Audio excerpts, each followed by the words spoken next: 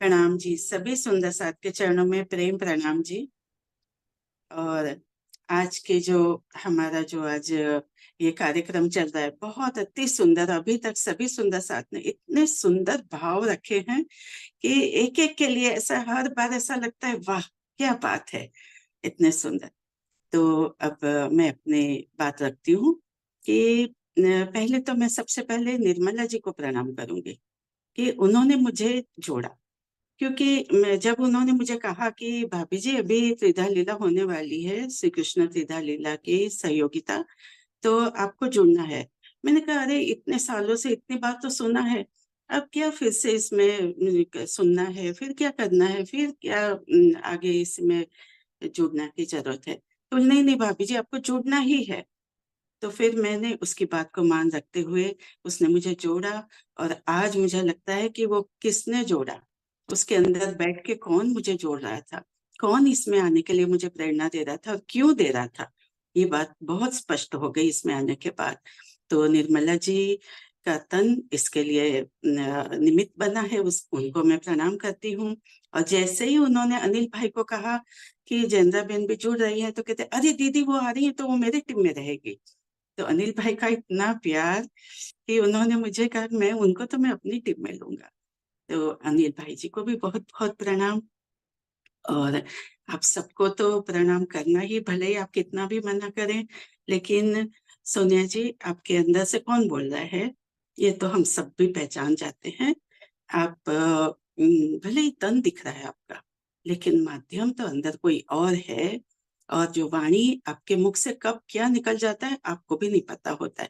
आज भी वितक साहब की जो बातें हुई ना, उसमें क्या निकला है और क्या राज्य ने हमें आज परोस दिया है, वो तो हम उसको जो समझ सकते हैं वही समझ सकते हैं।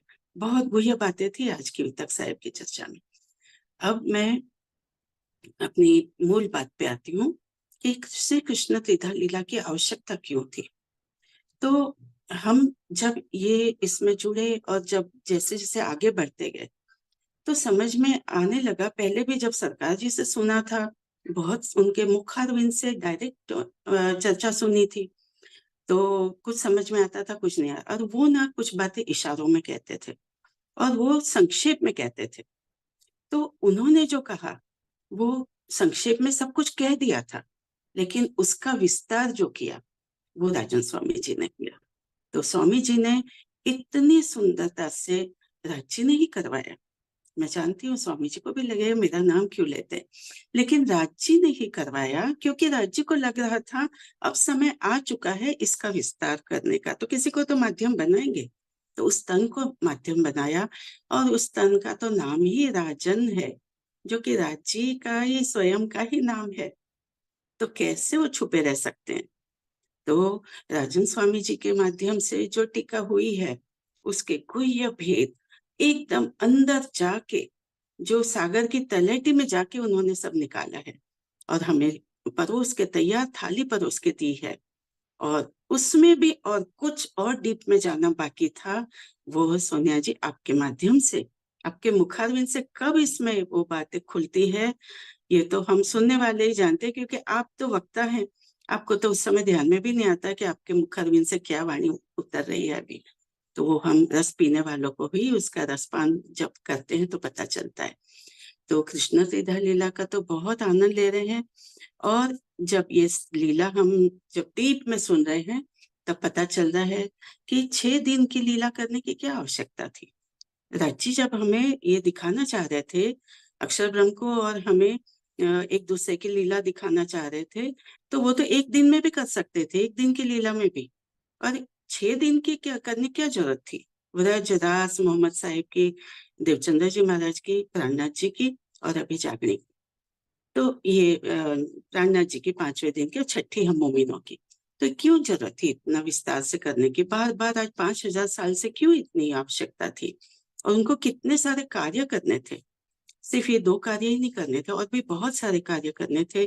तो इस 6 लीला के माध्यम से, 6 दिन की लीला में उन्होंने जो हमें दिया, समझाया, बताया, ये अब और बारीकी से समझ में आ रहा है। और सरकार जी क्यों इतना महत्व देते थे त्रिधा लीला को, अपनी चर्चा जब 3-4 दिन की होती थी शिविर, तो पहले दिन त्रिधा लीला को ही वो विषय लेते थे। क्यों इतना महत्व देते थे? ये भी सब अब समझ में आया। और राजन स्वामी जी ने तो पूरा खोल-खोल के पूरा हमें अंदर तक गहराई में ले गए हैं। और त्रिधा लीला के माध्यम से हमें शरीयत, तरीकत, हकीकत, मार्फत के भी भेद जो सरकार जी ने इशारों में कहे थे और स्पष्टता से समझ में आ रहे हैं। और हमें जो कृष्ण जी में और प्राणनाथ जी में जो अंतर है, जो हमें खुद तो समझना था और सबको समझाना था, क्योंकि छठे दिन की लीला मोमिनों की है, तो हमें सब पूरे ब्रह्मांड को पहचान करवानी थी कि कृष्ण जी कौन है और श्री प्राणनाथ जी कौन है, और उनके अंदर कब कौन सी शक्ति आई है और उसने क्या क्या कार्य किए, वो क्यों आई थी। तो ये दोनों के भेद, कृष्ण कृष्ण सब कोई कहे, भेद न जाने कोई। अभी भी सब लोग कृष्ण कहते हैं, भागवत जी की चर्चा करते हैं, भागवताकार जो है कथा करने का वाले, उनको भी इतने डीप उनको भेद नहीं मालूम है।